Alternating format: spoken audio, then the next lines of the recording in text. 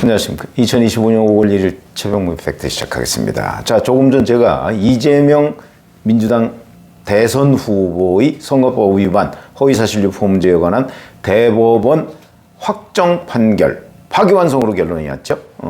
그 부분을 말씀을 드렸는데 그 내용을 조금 더 상세하게 설명을 드리겠습니다. 자, 기본적으로는 이런 겁니다. 선거법상의 허위사실 유포에 대한 기준, 그 기준을 새롭게 제시한 거죠. 지금까지 대법원은 사실 여러 건에서 서로 다른 기준을 제시해서 어떤 경우는 표현의 자유를 확대 해석해야 된다. 이런 주장. 어떤 경우는 지난번 이재명 경기도지사 때 그런 일이 있었죠. 바로 권순일 전 대법관의 논리. 갑작스런 질문을 받고서 당황을 해서 일부 허위사실이 있다고 할지라도 그걸 허위사실로 처벌하기 어렵다. 이런 거. 그러니까 소극적 거짓말, 이런 얘기도 판결도 있었고요.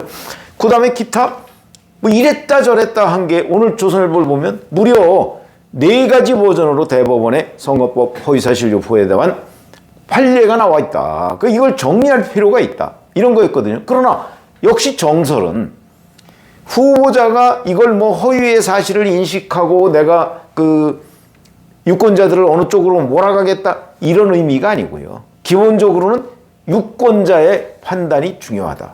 그건 무슨 얘기냐면 김문기 씨와 골프를 쳤느냐 안 쳤느냐 이런 발언, 그 다음에 내가 기억이 없다. 이건 인식의 문제다. 사진을 8명 사진을 4명 거를 뗐으니까 조작한 거다. 이런 의미보다는 그 당시에 대장동 문제가 굉장히 선거운동의 쟁점이 됐고 그 와중에서 김문기 씨와 골프를 쳤느냐 안 쳤느냐는 거는 그동안 이재명 김문기 간 무려 11년에 걸친 교유행위 이 부분을 부인하느냐 아니냐의 문제와 직결되는 것이다. 그렇기 때문에 마치 골프를 친 것처럼이라고 이재명 경기도지사가 얘기를 한 거는 골프를 안 쳤다는 의미로 받아들여지고 그건 곧바로 김문기 씨와의 교유행위 자체를 부인하는 것이다. 이렇게 얘기가 되는 거죠. 이런 점 때문에 그러면 그건 허위사실이다. 1심이 그렇게 판단했거든요. 마치 골프를 친 것처럼 이렇게 얘기를 하는 바람에 이거는 골프를 안 쳤다는 의미로 유권자는 받아들인다. 그래서 김문기를 모른다. 이렇게 연결이 되는 거죠. 그게 명확합니다. 그게 애매할 때는 피고인의 이익으로 그거하고 상관없는 거죠. 그건 아주 명확합니다. 왜 골프를 안 쳤다고 했을까? 그거는 그간의 교유행위를 전면적으로 부인하려고 하는 것이고 결국 대장동과 나는 무관하다. 이런 얘기를 하고 싶었던 것 아니냐. 그런 판단으로 대법원이 결정을 내린 건데 이거는 1심 판단하고 똑같습니다. 1심에서 징역 1년 집행유예 2년이 나왔죠. 그때 김문기 씨와의 관계에서 다른 부분은 다 무죄가 됐지만 요 골프 관련 부분은 유죄가 인정이 됐거든요. 그 다음에 또 하나는 백현동 발언도 마찬가지입니다. 이 백현동 발언도 결국은 성남시가 혁신도시법에 따른 의무사항인지 아닌지를 좀 애매하니까 국토부에 질문을 했던 거 아닙니까? 그러니까 국토부에서 이거는 혁신도시법에 따른 의무사항은 아닙니다. 그러니까 귀시에서 적의 처리 바람. 다만 이 여러 가지 국가시책이나 이런 것들이 있으니까 변경해주면 좋다. 그러나 귀시에서 적의 처리 바람. 왜? 권한이 이재명 성남시장한테 있었으니까. 이런 거죠. 근데 그걸 국토부에서 협박을 받았다. 이렇게 얘기를 한 거 아닙니까? 협박한 사람도 없고 협박을 해서 이재명 성남시장이 들을 사람도 아니고 또 들을 이유도 없고 아무런 증언도 없고 그런데 2심은 그런 정황이 있었다. 압박의 정황이 있다. 아니 압박을 무슨 재주로 압박을 합니까?